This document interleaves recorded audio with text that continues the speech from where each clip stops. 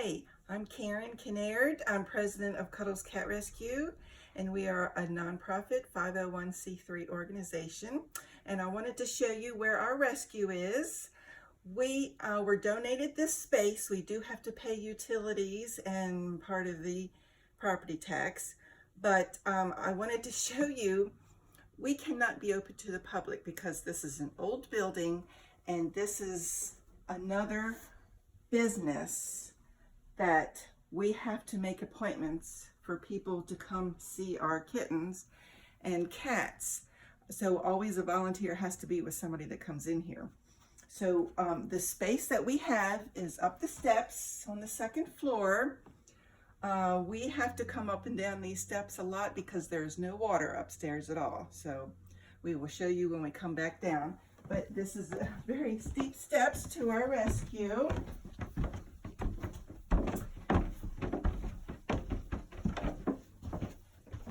We have only 2 rooms that we can put cats in because they are heated and air conditioning, and the other rooms are not, which we will show you.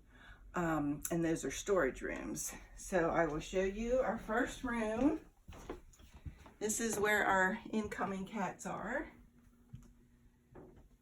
They stay in here until they're vaccinated and their fecal samples come back negative.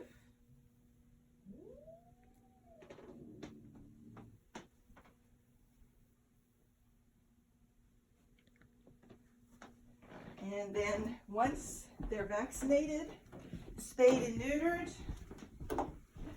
and their fecal sample comes back negative, then they can play in here. And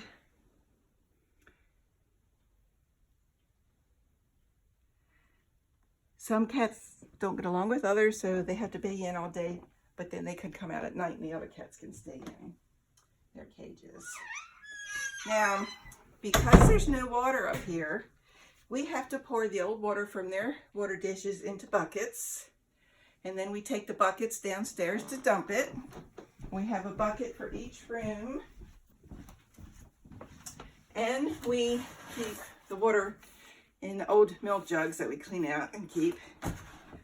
And that's how we get the water. Everything else, we have to go downstairs to fill buckets, to mop the floors, to clean the cages, to fill the water dishes. Now this is the one room that we have as a storage room, and the roof leaks. And unfortunately, we've had a lot of rain this year, and the rain coming from the roof goes behind the paneling, and it's dripping all the way down the wall into the first floor, which I will show you that. And this just happened recently. We are going to have to clean that up.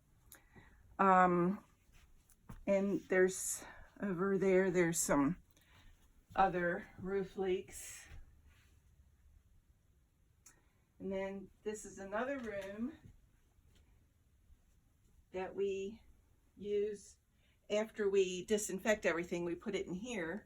But this is another room in the corner where we have a roof leak.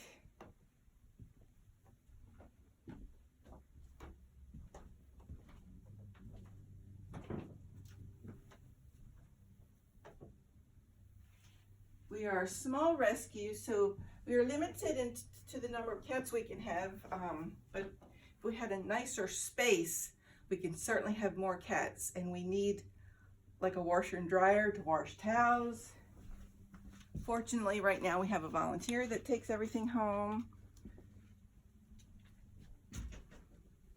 We do recycle all of our cardboard and plastic. We take our bedding pellets that we use as litter.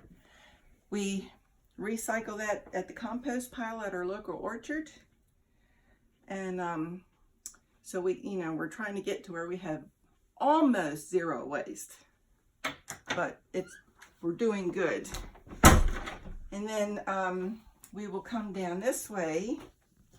This is how we leave, and then down these steep steps. And we have a bathroom bathroom down here. And this is like a little furnace room with a sink, and we do all of our washing of our dishes, filling up buckets to haul back upstairs to wash the floors and the cages. We have to disinfect between each cage for each cat. We like to mop the floors on a regular basis, and it's a little tiresome lugging up buckets of water up and then down to pour it down in the toilet. So because this is not our building, I don't know if we can have permission to fix everything, because I don't know what's going to happen, whether the landlord is going to sell it or what, but we'd like to get our own place and have a washer and dryer and have everything on the first floor, and have, even if we have a second floor, have sinks and bathrooms up on the second floor. So we really could use the money just to get our own place. We have been donated a piece of land if we can have our own building, which would probably cost around $20,000. We would get volunteers to do the inside. It would be like one of those Morton buildings. So please, we would love to have more cats, more volunteers, and serve our community better.